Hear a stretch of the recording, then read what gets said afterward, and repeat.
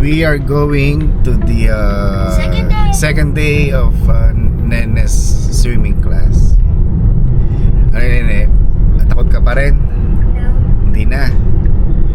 Hindi ka natakot kagaya kahapon? Ayos. I'm still gonna be scared of like new stuff. A few new stuff. Sabi ko sa iyo, pagka gayon, huwag ka matatakot. Kakababaw ng tubig eh. The going up and down Oo. makes me feel calm, and by kicking before I even use a lesson. Yeah. Tsaka hahangang dibdib mo naman ng tubig eh. Pag ikaw yan eh. Hindi ka man lulubog daw. It only reaches like up to my somewhere below my neck. My Okay nga. shoulders. Oo, di hanggang dibdib yon. Tama na yon. Hindi ka na malulunod daw. Yeah, I'm happy. Basta makinig ka lang sa iyong teacher, sa instructor mo. I think that's like a 2 feet pool or something. Hindi, ano yun? 3 feet yata. 3 feet yata yun. Or 4 feet. It's either Daddy, Ah. I can't even stand in a 5 feet. Ay, syempre, 5 feet na yun eh. Baka 3 feet lang yun, yung lalim ng swimming pool. I do my tippy toes in a 3 feet, so it's probably like, I don't know, 2.5. Ayun, basta mamaya enjoy ka lang ha. Okay. May tao na agad nene, oh. What? May tao na agad. Okay, hold on. Mag-aantay pa tayo. Chocolate. Nata. Hape. Hapepe. Daddy, what? No.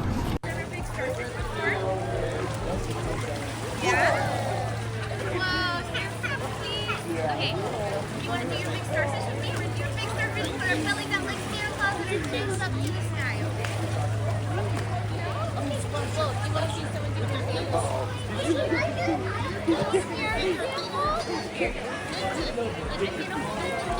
Big belly.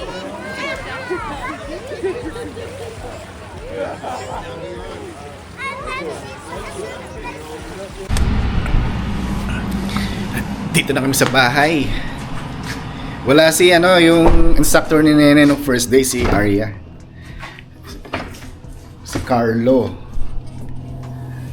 Ayan. Anong masasabi mo Nene sa yung second day? Ha? Ha? My most favorite part was going up and down in the water. O, tingnan dalampad mo, huy. Say something. Eh? I don't know. Oh, it's bright.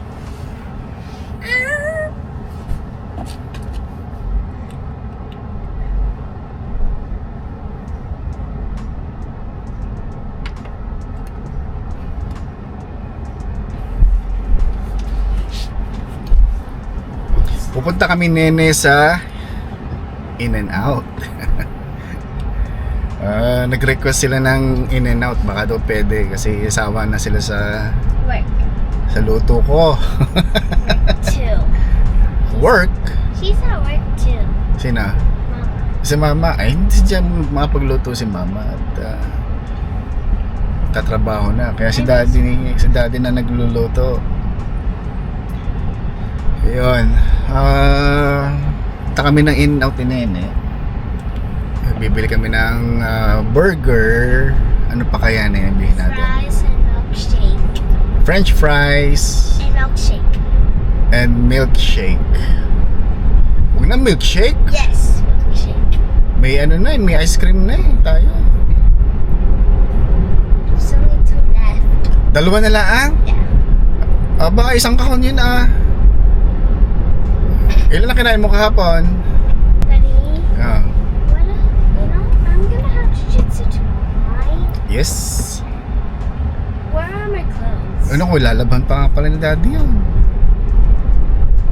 Nasa laundry pa eh. Why? Can we just take it out?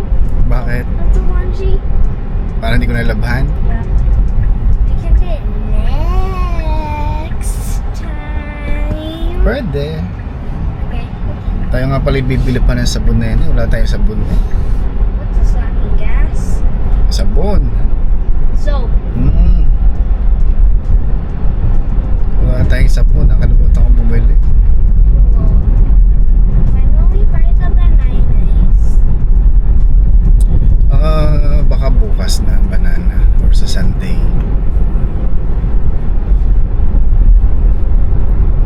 Meron ka pang blueberry dun sa bahay, tsaka strawberry. Hindi mo kinakain. Kainin yung strawberry ha. Today?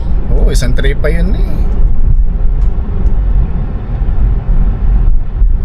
Daddy, remember when we went strawberry picking how mine got so full? But I was using my head for extra support. Extra Support. Oo. Don't you think it's a bit silly? Because how I was using extra support and it's not that needed. Teka, pwede kaya tayo dito?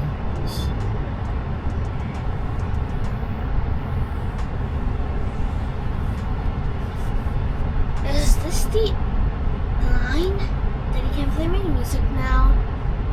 Can I play my music now? Sige.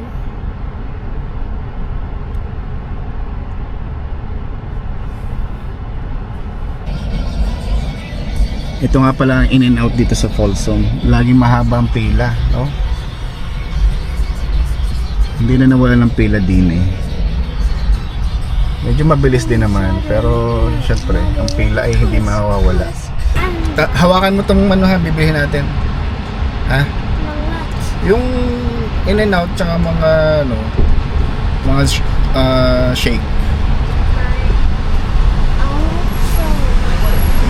Hey. Double sweet cheese fries and a fry, chicken nuggets.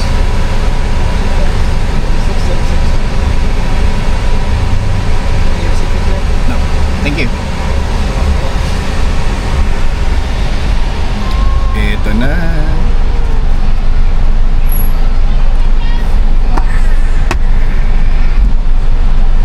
Nanay, dito agad nagpunta. Yeah? Nanonood kayo sa loob? Yeah, and we also got to do the potato mashing too to create fries. Nagtry kang ng potato? Yeah, but it took me a few tries. Bakit? Then, because Mahirap? well, the potatoes were hard. But you realize how strong I am when someone tickles me? How I just go like, yeah. I was just like, but then. Hi, Mario. Hi. I have 3 double doubles, 4 fries, and 2 vanilla shakes. Yes. Would you like any ketchup? Can I have a spread? Just one? Yes. Perfect. Put it on the... Oh. Yeah, very fun.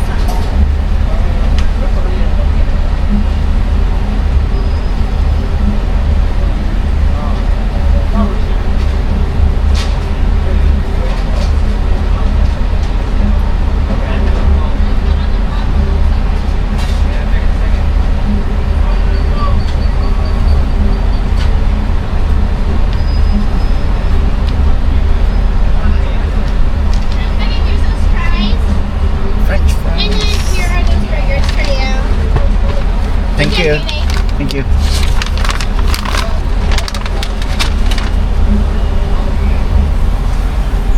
Oh, bango ng Car. ng kotse. Yeah, because it's in the car smell. Oo, bango eh. Amoy Angel's Burger na yun. Teka, saan tayo lalabas? Saan tayo lalabas dapat?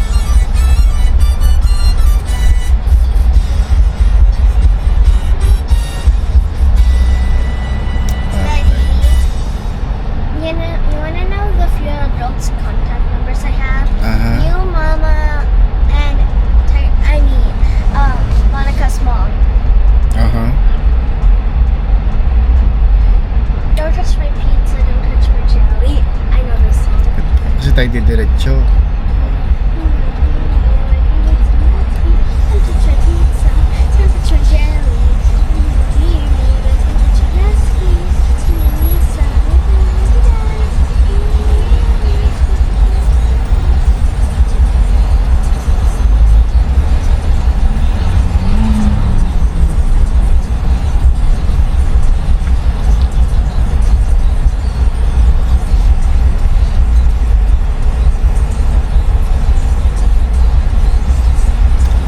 tayo dun sa kabila dumaan ay tayo ay iikot pa ng malayo dito sa likod ng bahay natin ang daan.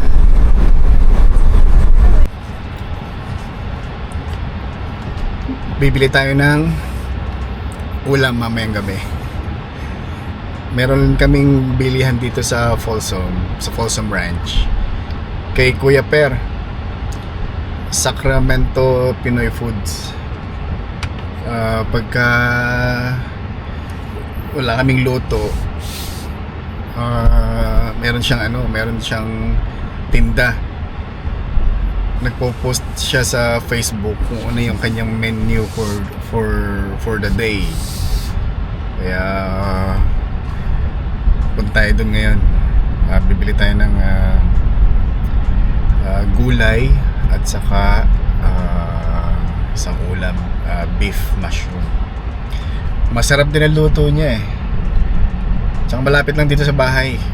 Actually pwede ko nga lakarin eh. Kaso medyo mainit ng konti. Tsaka may trabaho pa rin ako. Sumagbit lang. Yung bahay ni Kuya Per, katabi lang ng school ni Nene dito sa Folsom Ranch. Pero wala kasing shortcut eh, kaya iikot pa ako doon sa kabilang street. Na-message ko na rin si Kuya Per bago pumunta. Tanong ko muna kung may luto pa. Sabi niya meron pa daw, kaya punta tayo doon.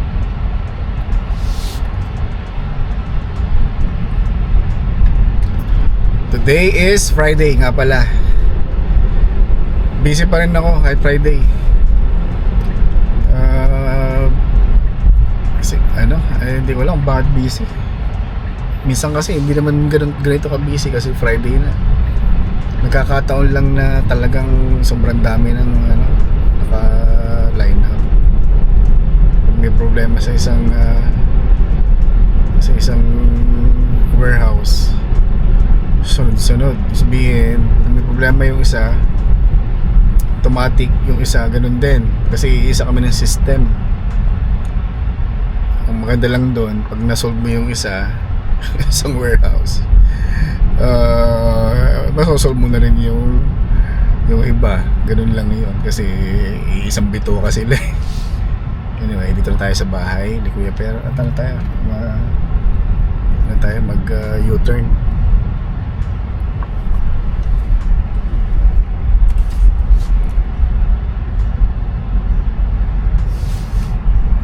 Okay, saglit lang naman tayo.